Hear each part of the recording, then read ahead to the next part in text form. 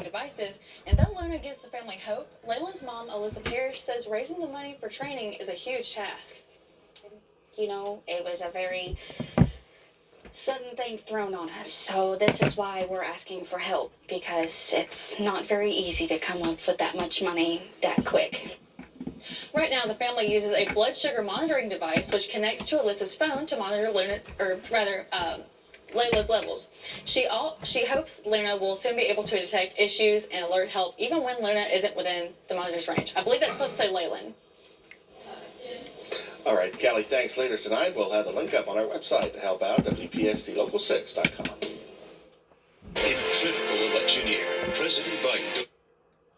President Biden, President Trump, President Biden, President Trump. Boy, they just can't get out of that, can they? President Trump.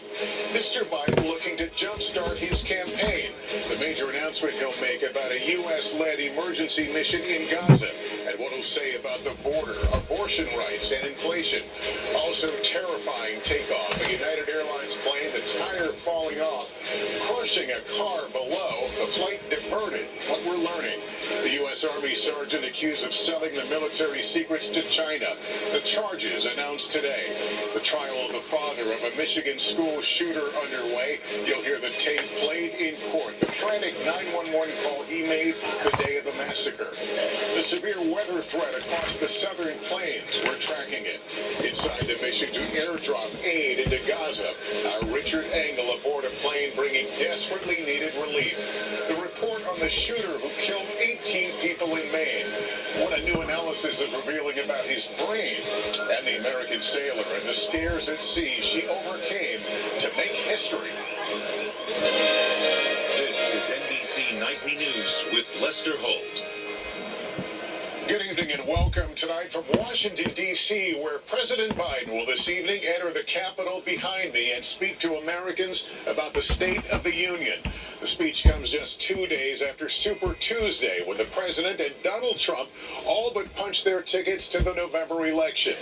And now tonight, President Biden, burdened by low approval numbers, will try to seize the moment to counter the dark portrait of the state of America as portrayed by Republicans. The president will likely be measured on not just his remarks this evening, but also his mental stamina amid the lingering focus on his age. Earlier today, I was part of a small group of journalists who joined the president at a White House luncheon.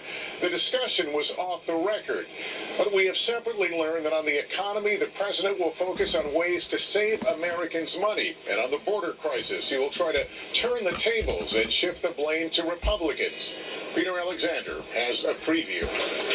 Tonight, President Biden set to make a crucial sales pitch facing a skeptical audience and low approval ratings. In just released excerpts of tonight's address, the president will say it doesn't make the news, but in thousands of cities and towns, the American people are writing the greatest comeback story never told. And as they head to a likely rematch, this subtle dig at former President Trump. Some other people my age see a different story, an American story of resentment, revenge, and retribution. That's not me. Recent polls show the president trails his likely Republican challenger within the margin of error. The president will sharply contrast his views with Mr. Trump's on key issues like abortion rights. It was Donald Trump and his Supreme Court who ripped away the rights and freedoms of women in America. Among the First Lady's guests tonight, Kate Cox, who sued Texas over its near-total abortion ban. And he'll announce new efforts to deliver desperately needed aid to Gaza with a new land crossing and a U.S.-led mission to build a temporary seaport.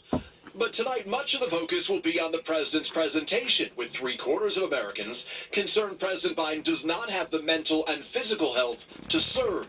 And on the border crisis, President Biden will blame Republicans for rejecting a bipartisan border security bill.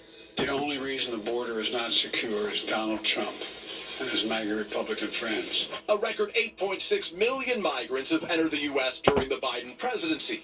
Republicans argue the president could end the crisis by bringing back the Trump border policies he reversed. Today, Mr. Trump attacking the president on the economy as consumer prices have risen 18% since President Biden took office. We had the greatest economy in the history of the world. It's time to tell crooked Joe Biden, you're fired. The president's expected to tout strong job growth and unemployment at a 50-year low following the pandemic. Keisha Age, a single mom of 3 in Atlanta, is working 2 jobs and struggling with high prices. What do you want to hear from the president tonight? Basically, that things are going to get better and that things are going to become more affordable and that people are actually going to be able to live as opposed to surviving. And Peter, we're thinking a bit about the audience tonight because we remember last year the president was heckled by some Republicans in the audience. Lester, you're right. It's a dynamic live event, and the Republican House Speaker has told members of his party to be respectful tonight, while progressive Democrat Cori Bush, a fierce critic of the president's handling of the war in Gaza, did not rule out her own protest this evening. Lester? All right, Peter, thank you. And I'm joined now by Kristen Welker, moderator of Meet the Press. Kristen, this is kind of a reset moment for the president as we launch on this road to 24. Absolutely, Lester. This may be the largest audience he will have to make his case for re-election. And I've been talking to allies of the president who tell me he needs to deliver more than a laundry list of accomplishments and goals tonight. They say he has to tell the story of his first term and how his second term will impact Americans, not just attack Mr. Trump.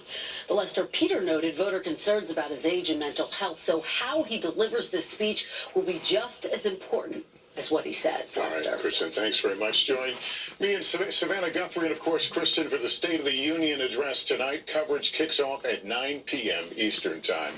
Now to the breaking news out of California. A United Airlines flight making an emergency landing in Los Angeles after a tire fell off during takeoff. Tom Costello is with us. Tom, this was a Boeing 777. That's right. United Flight 35 was leaving SFO for Osaka, Japan at 11:35 this morning. This video captured by flight tracking website Radar Box seems to show the tire coming off one of the plane's main landing gear assemblies, which has a total of 6 tires. The tire fell into a nearby parking lot below, causing significant damage to the cars that were parked there. Nobody injured. The plane, as you said, a Boeing 777, 249 people on board, then diverted to Los Angeles, where it landed safely and was met by firefighters. The airline says passengers will be rebooked on another flight to Japan tonight as United and the FAA investigate why this happened. Lester? All right, Tom, thank you.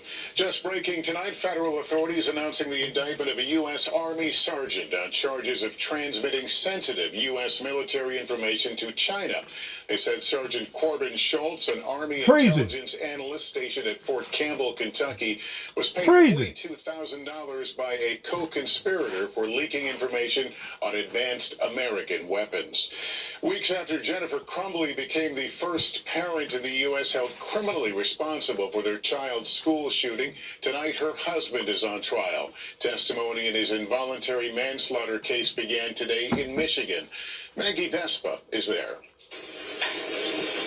Round 2 of this landmark prosecution now underway. A Michigan father on trial for involuntary manslaughter for his alleged role in the mass school shooting carried out by his son weeks after his wife was convicted on the same charges. The shooter's case is done. The shooter's mother, Jennifer Crumbley, her case is done. You're here to decide the level of gross negligence of James Crumbley. 47-year-old James Crumbley wore headphones as hearing aids in court today. Prosecutors arguing back in 2021, Crumbley failed to secure the gun he bought for Ethan, which the team used to kill 4 students. He was the adult out of anyone in the world in the best position to prevent these kids' deaths. Crumbley's defense team telling the jury he didn't know his son had access to the gun, nor did he suspect Ethan was a danger. James Crumbley did not know what his son was going to do. Today, prosecutors playing the frantic 911 call James made the day of the shooting.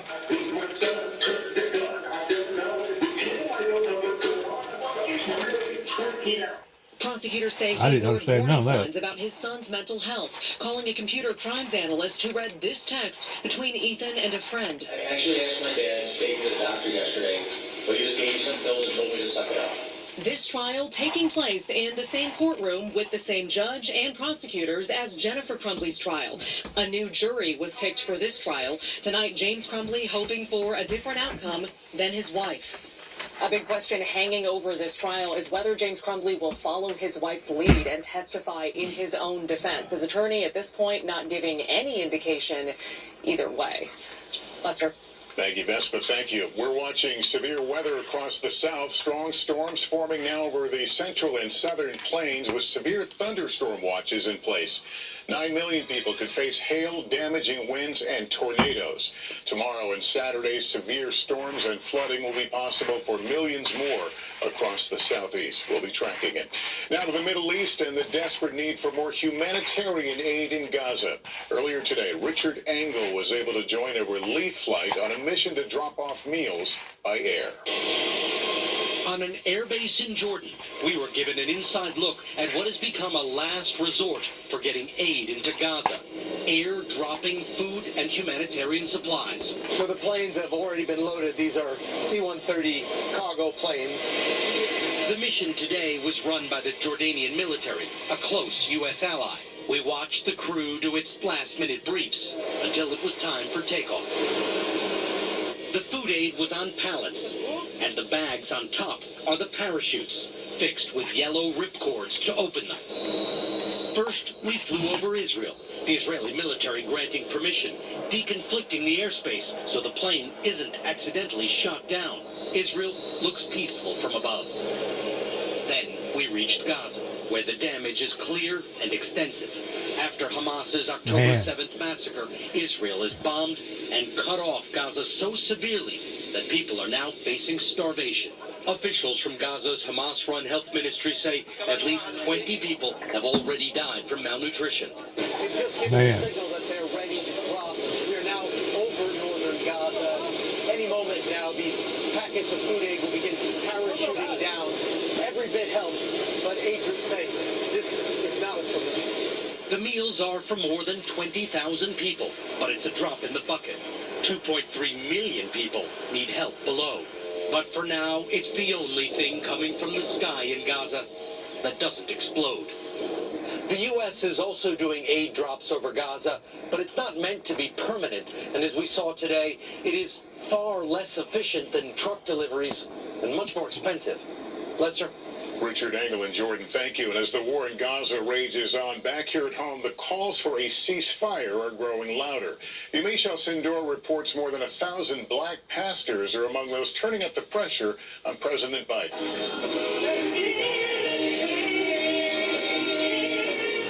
For a community church in Atlanta, the war raging thousands of miles away in the Middle East is top of mind. All Palestinians are my terrorists. Reverend Timothy McDonald III says it's because he empathizes with the thousands of civilians killed in Gaza. Black people understand pain. We have a history of pain. McDonald is part of a group of more than 1,000 black faith leaders demanding President Biden call for a permanent ceasefire between Israel and Hamas. Why are you publicly calling for President Biden to demand a ceasefire? Because the time is now. Peace is the way. And the ceasefire is a concrete beginning for the pursuit of peace because it involves both sides. The president, while still supporting Israel, is currently pushing for a temporary ceasefire. He is hoping to get hostages out of Gaza and more aid in. The response of the IDF has gone way too far. The killing of innocent women and children, even babies. The longer this war has gone on, the more support President Biden is losing among the African-American population. Young black voters in particular, like Reverend Sean Smith, say they have grown frustrated with Biden over the war. Do you think the Biden administration and President Biden understands the depth that this could impact him? I hope he does, simply because of the fact that we want to make sure that we can get as much voter turnout as possible in November. And a lot of people who I know of personally is just saying that they're just going to stay home. And do what? Not vote. Something he says Biden can't afford. Young black people gave Joe Biden the state of Georgia. We can't turn out the young black vote, then he doesn't stand a chance. Still some, like Renika Strother, back the president's stance. I'm supporting of President Biden on what he's done on everything since he's been in office. And now he's making a choice to stand on one side. I'm going to pray that we're all doing what is the right thing to do, and that it's going to all work out. Reverend McDonald still hopes President Biden changes course before it's too late. Do you think President Biden and his administration really understands how much his stance on the Middle East might hurt him among African Americans? I don't think he understands it now, but he's beginning to. Yemi Shalcendor, NBC News, Atlanta, Georgia. In 60 seconds, the search for answers in an unspeakable crime. The new study of a shooter's brain showing how a traumatic brain injury may have contributed to that deadly mass shooting in Maine.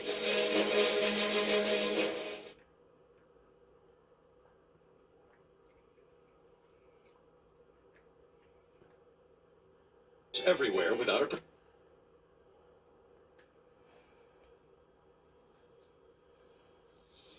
We're back now with a new report of the gunman who killed 18 people in a mass shooting in Maine in October. The report finding he had a traumatic brain injury that likely played a role in his horrifying actions. Let's get more on the story now from Aaron McLaughlin. Tonight, new analysis shows brain damage likely contributed to the erratic behavior of Maine's deadliest mass shooter. They're concerned. Robert Card is seen in this chilling police body camera footage. Oh, because they're scared, because I'm going to friggin' do something, because I am capable. Captured months before, the 40-year-old Army reservist opened fire, killing 18 people and wounding more than a dozen at a bowling alley and bar in Lewiston, Maine. Police had been called by fellow Army reservists concerned he was acting erratically. After a days-long manhunt following the mass shooting, Robert Card took his own life. The medical examiner sent tissue from his brain to Boston University's world-renowned CTE Center for analysis. The lead researcher now revealing Card had evidence of traumatic brain injury, and that the results are similar to those of blast trauma. The Card family is now pointing to his work as a hand grenade instructor for the U.S. Army Reservists, leading to questions about a possible link. While Card was never deployed for active duty, his family alleges for years he was exposed to thousands of low-level blasts during his time as a reservist grenade trainer at West Point. Tonight, an Army spokesperson tells NBC News the lab findings are concerning, adding they underscore the Army's need to do all it can to protect soldiers against blast-induced injury. We do know that a lot of veterans are exposed and have been exposed to traumatic brain injuries and blasts. We need to better understand how we can help them. If he's making these threats, they need to get him to the hospital. Today, multiple U.S. Army reservists testified they raised the alarm about Card the summer before the shooting. We collectively noticed that Card was exhibiting strange behavior, and we notified our command. One testified Card was admitted to a mental health hospital, and after that, never returned to West Point. Tonight, an Army spokesperson tells NBC News that it's updating its guidance on blast-related injuries and that it plans to launch a safety campaign in the near future. Lester? Aaron McLaughlin tonight, thank you. We'll take a break. Coming up with new weight loss drugs exploding in popularity. We'll tell you how soon an effective pill version could be available. That's coming up next.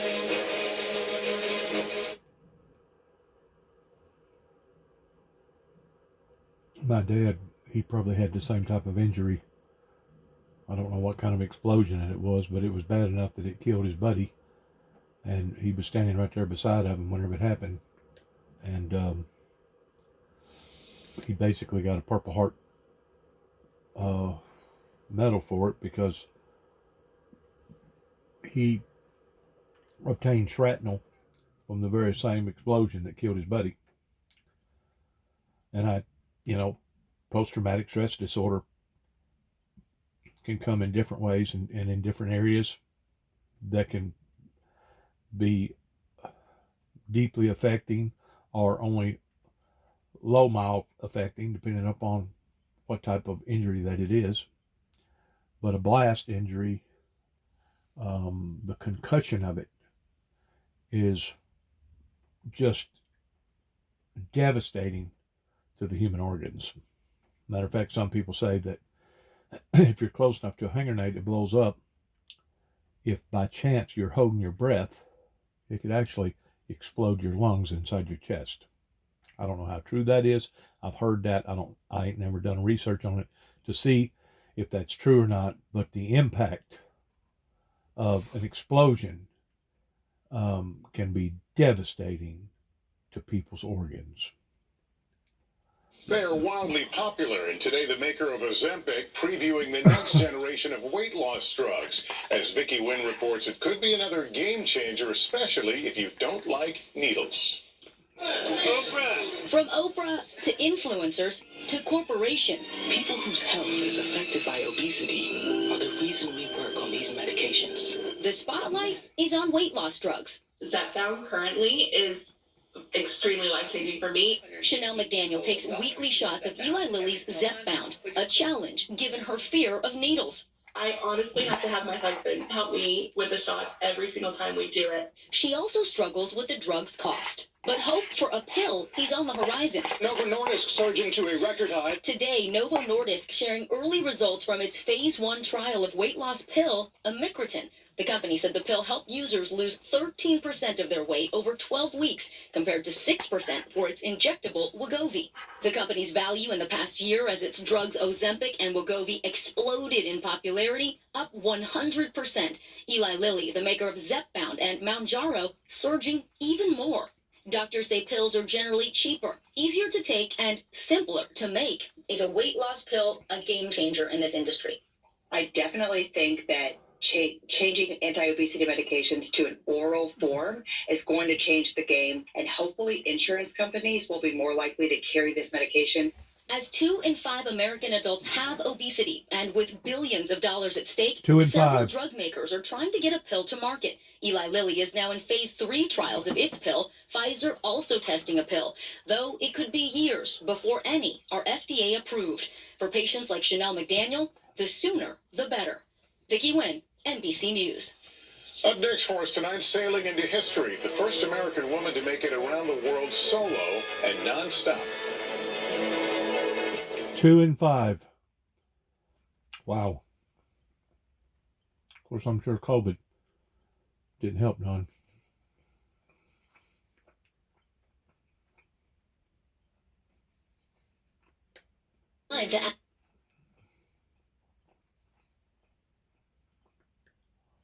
A local city's maintenance crew walked off the job. Plus, our local police and firefighters are dealing with staffing shortages, and we're tracking rain on the way. It's all next at 6. All right, let's see this. NBC News Now.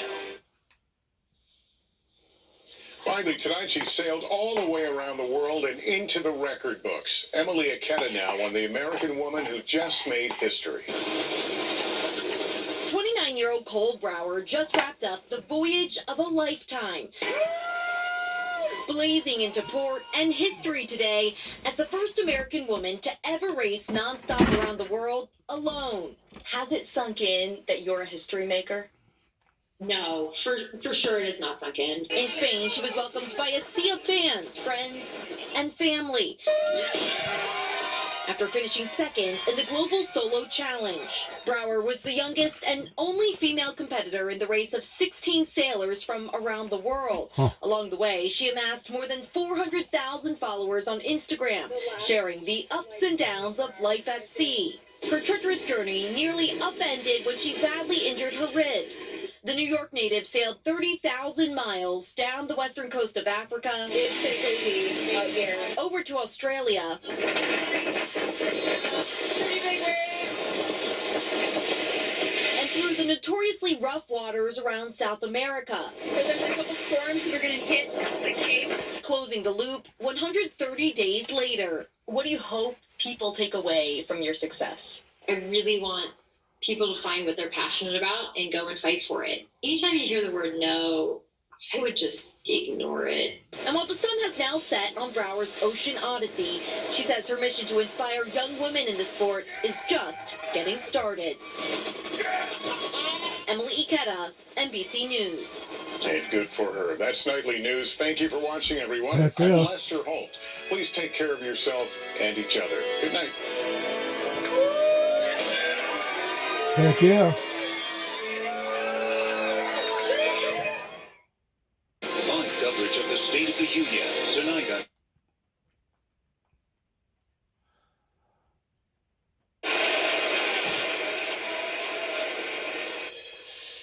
President Obama. I don't know if people realize it, but it's a very, very harrowing defeat to do something like she just got through doing, especially by herself. It's extremely dangerous of not staying in constant contact and communications, depending upon what time of the year that she was in what sea.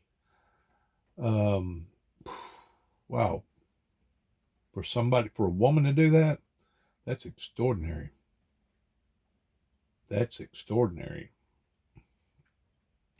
I guess, they claim it's a fine line between courageousness and insanity. I'm pretty sure she's probably got a little bit of both. But that's what put her over the edge towards doing what she done. Good luck. Good luck to all of us. Good luck to each and every person that's got the driving power to go where no person has gone before. President Obama at the State of the Union after winning re-election. Republicans very excited he would not be campaigning again. Him rubbing it in just a little and winning the interaction. So here's a split screen for you on the occasion of this year's campaign year State of the Union. Former President Donald Trump is tomorrow scheduled to take his first meeting with a foreign leader since he became the presumptive Republican nominee for president in 2024. Tomorrow, he will host at his home in Florida at Mar-a-Lago, Viktor Orban, the authoritarian prime minister of Hungary. He's been in power for nearly 15 years. During that time, Hungary's democracy has significantly backslid towards something much more like an autocracy. Orban is also a close ally of Vladimir Putin. Last year, he tried to block European military aid to Ukraine. Meanwhile, when President Biden gives the State of the Union address tonight, a different prime minister, the prime minister of Sweden, will be watching from First Lady Jill Biden's box seats. Sweden has historically been a neutral nation in times of war. That neutrality effectively ended today, when this day, Sweden became the newest member of NATO, the 32nd country to join NATO. They decided to end years of neutrality in response to Russia's invasion of Ukraine. And so to mark the occasion, the Prime Minister of Sweden will be a guest of President Biden and the First Lady tonight at the State of the Union, while President Trump tomorrow hosts Viktor Orban's best friend forever. Joy, it's great to have you here. Thank you. The split screen here is always there during a President's State of the Union when it happens in a campaign year. I don't know whether this was timed to coincide with the State of the Union, whether this Orban visit was timed specifically to essentially be an anti-democratic poke in the eye and reminder about what the Republican Party is offering this year. But I wonder what you think President Biden will make of it. Prime Minister of Sweden sitting there, a new NATO member, and that contrast just as right as it could be. Just as right as it could be. And, and holding NATO together and holding the alliance together during this nightmare that's happening in Ukraine has been one of the things that President Biden has been most proud of. So I think one can expect that he's going to make a big deal out of it, and that we did hold the Western alliance together. And he's sitting in front of a Republican caucus that is as, non-interventionist, isolationist as we've seen in a generation. So it is an interesting contrast. And, Donald Trump has been trying to sort of style himself as a president in waiting. As sort of what Viktor Orban was when he lost and then returned to power and then began to dismantle democracy, making sure he would never lose again, and he hasn't. And so there is this interesting split screen, as you say, somebody who is literally going to be sitting with a man with whom he can get advice about how to remain in power forever, how to become president for life. At home, allegedly going to fact check President Biden on his pretend Twitter. He's got his own plan to sort of style himself while the real president is talking as the president in waiting, who's also consulting with the dictator who's going to train him. He is, in all intents and purposes, the apprentice while he is in Mar-a-Lago. I think the president has to do more than point to NATO as an accomplishment, because I think this is something that you have to connect the dots for people. Yes. The opposite is a threat. Doing it is, sure, it's an accomplishment, but I think he has to go further and say being against this is a threat. I think you have to. I think the whole reaction, all of this, will may get more traction in foreign capitals than in ours, right? They'll be looking in Ukraine. They'll be looking in Europe to see how half the room reacts when he talks about Sweden. Yeah. Will they clap? I'm not sure. And to see this lurch of not just the presumptive nominee, But one of the two parties, I mean, they know more about Mitch McConnell's retirement and his comments about foreign policy than probably folks to your point, paid attention here. But this is, I think, and I interviewed the former Prime Minister of Australia. I mean, this is what they're watching to see if America remains part of Five Eyes intelligence sharing. I mean, and why does it matter? Because the opposite is dangerous to you and you and you. And it's not just bragging about the strength of the alliances. It's making abundantly clear the danger of destroying them. And by the way, there's been reporting, and I think you had on your program as well, that European leaders are looking and they're wondering if it's even worth doing, if it's worth even dealing with the current president of the United States if he cannot control foreign policy. And they're watching as the current sitting president of the United States has his foreign policy held hostage by a civilian, by a retiree in Florida who seems to actually control whether or not the United States. They're also watching for this connection, as Nicole said. I mean, these foreign capitals, as you said, they get briefings on our politics in the United States, who's up and who's down. And I think in this speech, I would expect the president to connect the importance of funding for Ukraine as a defending democracy and defending authoritarian impulses to the challenges here. Because the other frustration that President Biden and Secretary Blinken hear when they go overseas is sometimes a lack of recognition of the challenges we have here at home. So acknowledging that and acknowledging and speaking to the defense of democracy, the inflection point we're in, and tying that to Ukraine, I think is the way I would expect them to do it. I think there's a homework part of the State of the Union as well, because this is an address to the public, and you're going to hit, your big moments, and we talk about that, so sometimes people remember, but you don't have every day where you can just kind of give a world briefing about what's going on. Yeah. Why are these countries that have been comfortable at a security level in Europe being neutral for so long shifting?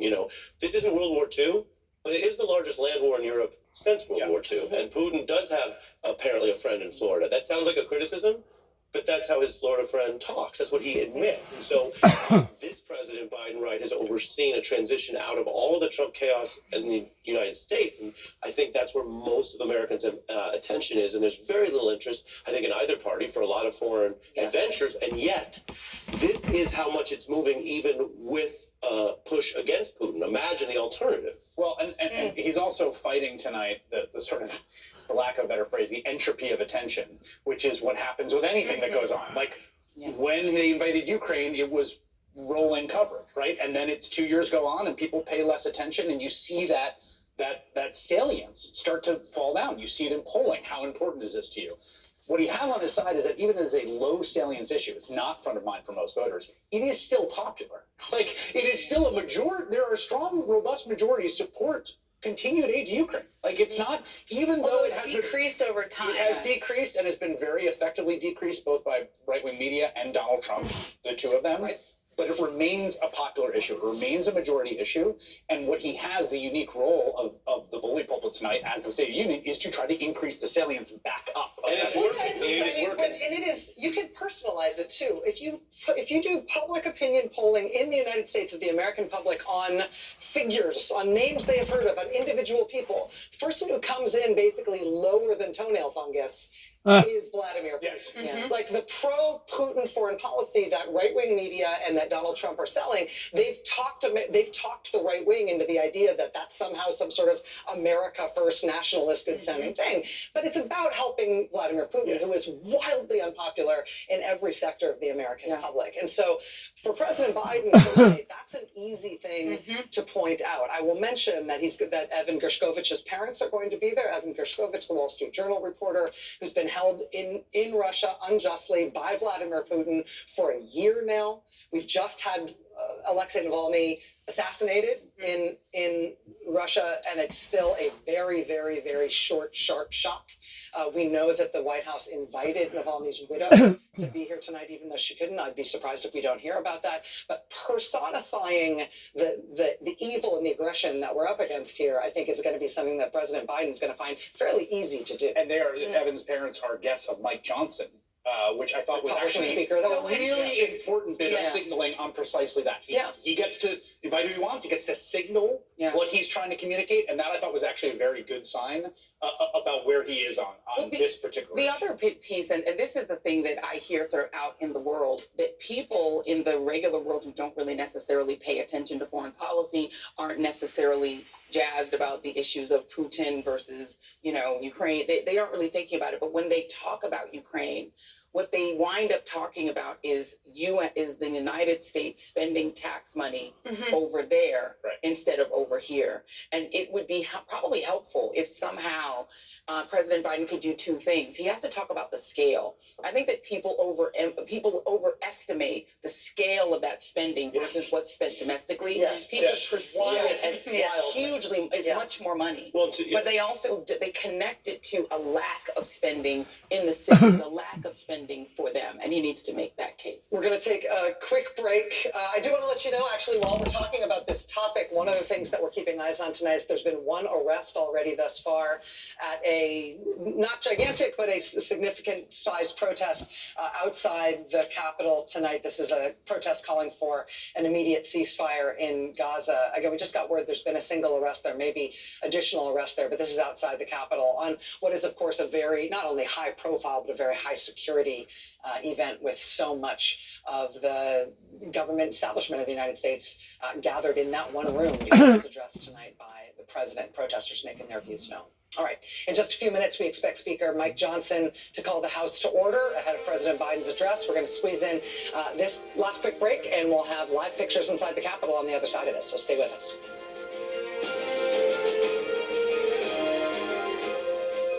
To the investigations of the so-called Watergate affair.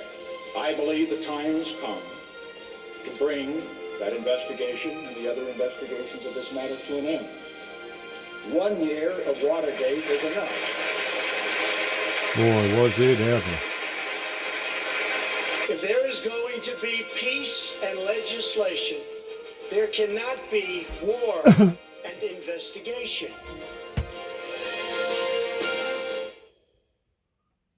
When you buy or...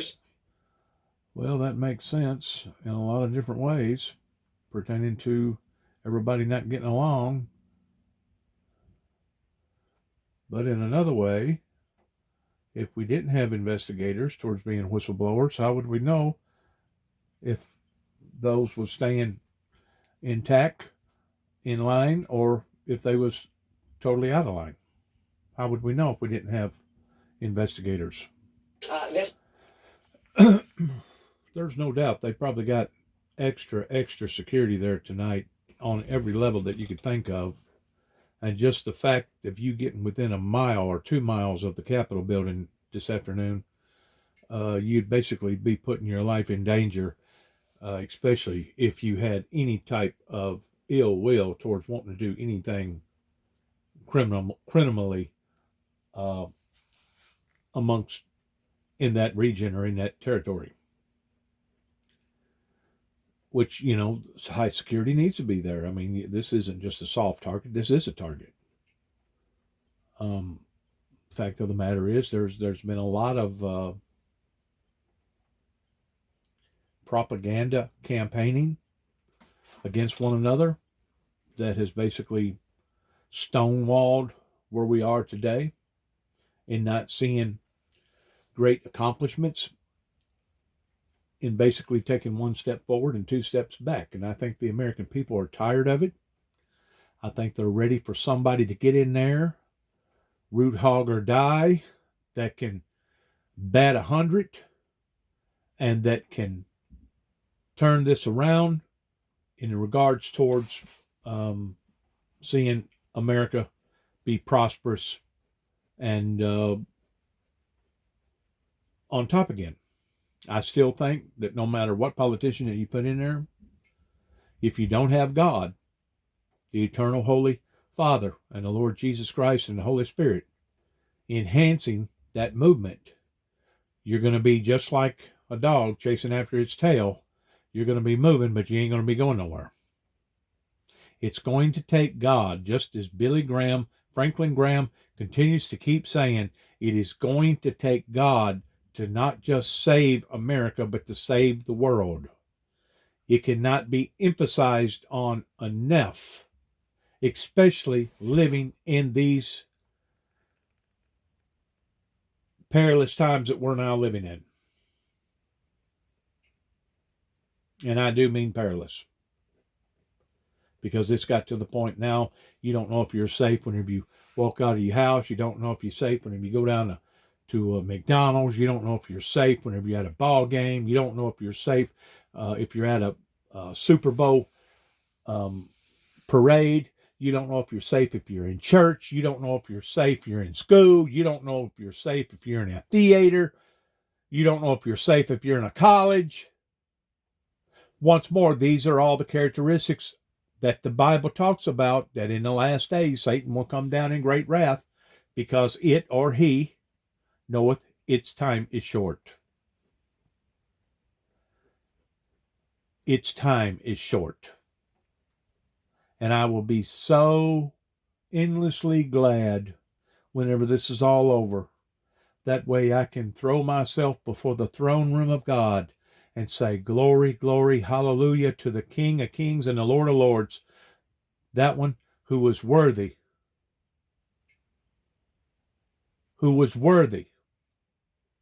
to open thy seals and to look upon to thy books.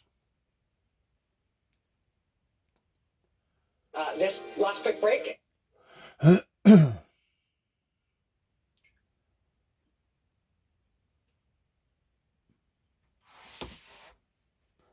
But the Watergate scandal, that was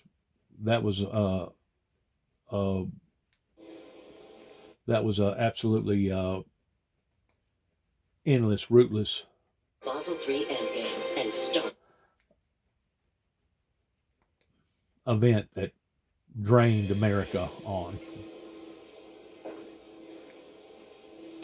Good evening and happy Mardi Gras. I'm Bobby Jindal, Governor of Louisiana. Tonight, we witnessed a great moment in the history of our republic. Speaking for the Democratic Party tonight will be Governor Bill Clinton of Arkansas. These Americans were chosen from across our nation. They are expressing themselves about Democrats, Republicans, and the part government plays in their lives. In the short time that I've been here in Washington, nothing has frustrated me more than false choices like the one the president laid out tonight.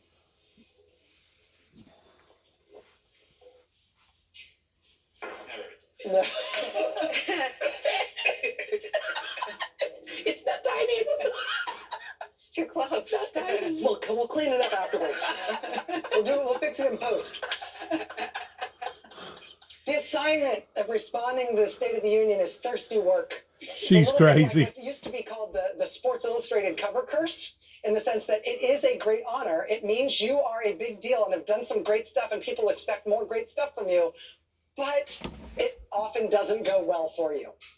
The person who will deliver tonight's Republican response is Katie Britt, a freshman senator from the great state of Alabama. She was sworn in last year. She's the first woman from Alabama to be elected to the U.S. Senate at just age 42. She's also the youngest woman ever elected to the U.S. Senate from any state. Senator Britt's an interesting and strategic choice for Republicans. She ran on her staunch opposition to abortion. She celebrated the overturning of Roe versus Wade. Republicans have since lost election after election after election, anytime it's been tied to that subject in any state, even dark red states where it's gone up on the ballot in various ways. After the Alabama Supreme Court effectively banned in vitro fertilization, it effectively banned IVF last month, Alabama state legislature subsequently rushed through a bill to protect it. The Alabama governor signed that bill last night, which happened to be on the literal eve of Senator Katie Britt's national debut. Lucky her. Joining us now is our friend John Archibald. He's a Pulitzer Prize-winning reporter and columnist for AL.com. John, it's great to see you. Thanks for being with us tonight. Good to see you too. Thanks for having me. So you have seen Katie Britt up close in Alabama politics for a lot longer than people on the national scene know her. What should we expect, and what have you come to learn about her in her years in Alabama politics?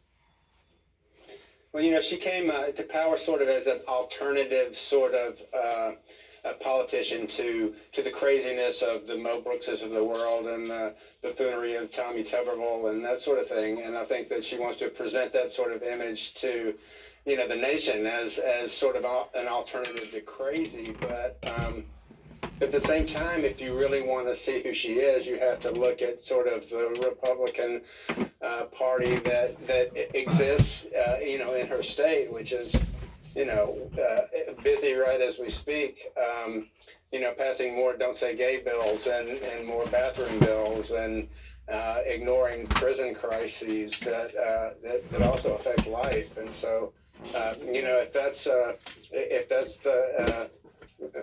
that's what you're going to get from Katie Britt and probably anything that she thinks Donald Trump might want to hear. So she was up against Mo Brooks in the primary to get to this Senate seat in the first place. Mo Brooks started off as very much Team Trump, and then Trump sort of turned on him, sort of effectively disassociated himself with him in a way that was very harmful for Mr. Brooks's campaign.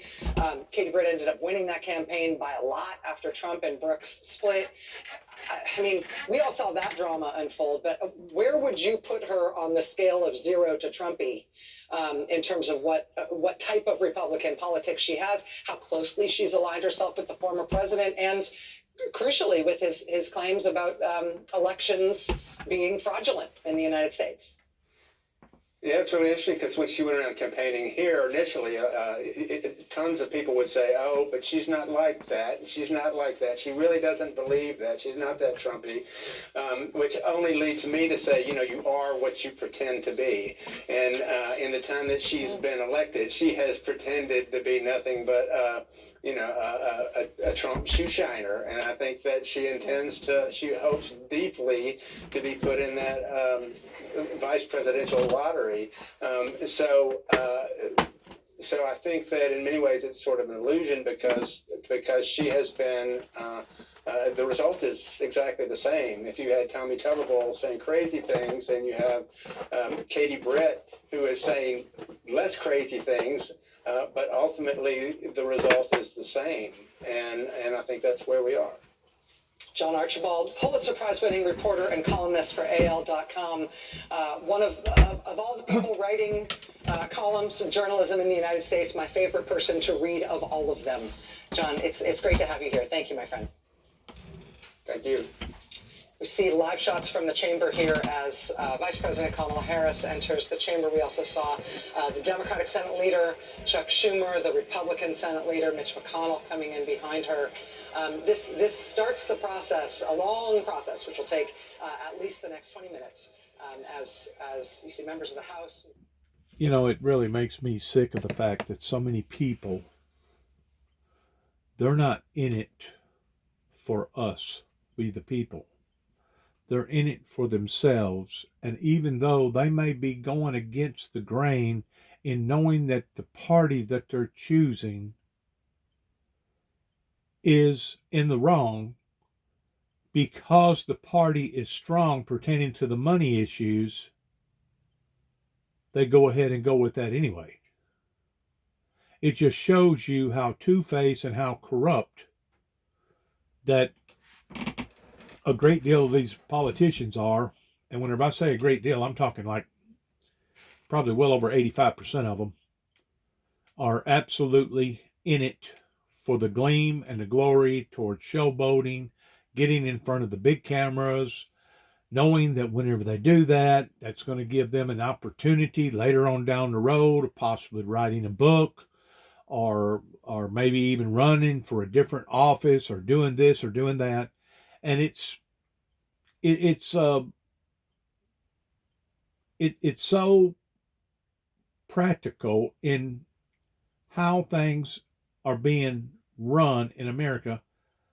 That is the very core reason why that we are where we're at today, towards being upside down on every angle imaginable. People have lost their genuine realness in who that they promised the people of them ever being elected to begin with. Because it's as if a spirit, a spellbounding spirit falls upon all of them once they do get in power, and then all of a sudden, I'm not saying all of them now. I'm not saying all of them, but I'm just saying that it's like a spellbinding spirit falls upon all of them to the point that now it's what's in it for me. What am I going to get out of it? How can I advance my career, or how can I fatten my checkbook up by being able to do this? And that is the sole wrong reason of running for politics to begin with. You're supposed to be in there for the will of the people, for batting for the people, a representative for the people. You're not supposed to be in there for yourself. You're not supposed to be like Dick Cheney and go into office, being the vice president for Bush Jr., being valued at $4 million, and then coming out 8 years later being worth over $40 million. And God only knows what he's worth now.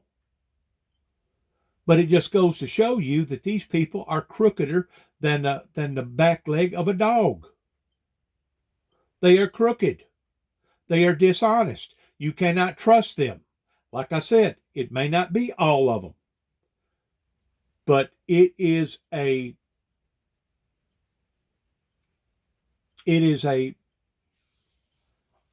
sickening,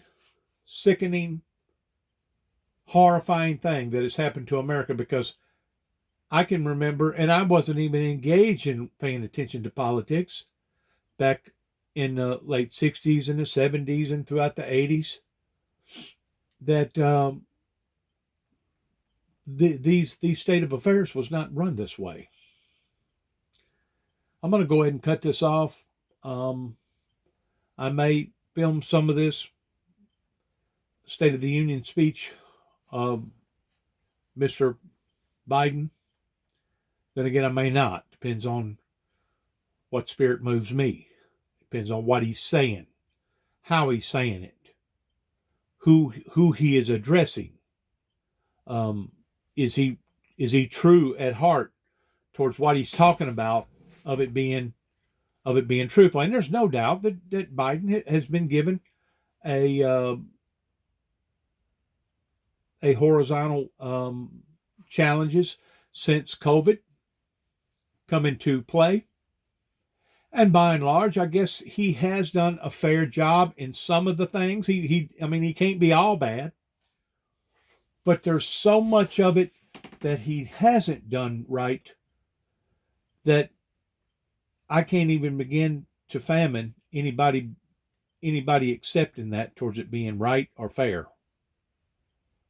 I realize that he inherited a problem that was beyond most presidencies. And I realized that the troublemaker that he had to deal with all that time in basically appealing or protesting against the election to begin with only added that much more of a thorny issue in his life. But so many things on both parties are so corrupt and so dirty. That's the reason why I continue to say neither party is trustworthy at this point in time.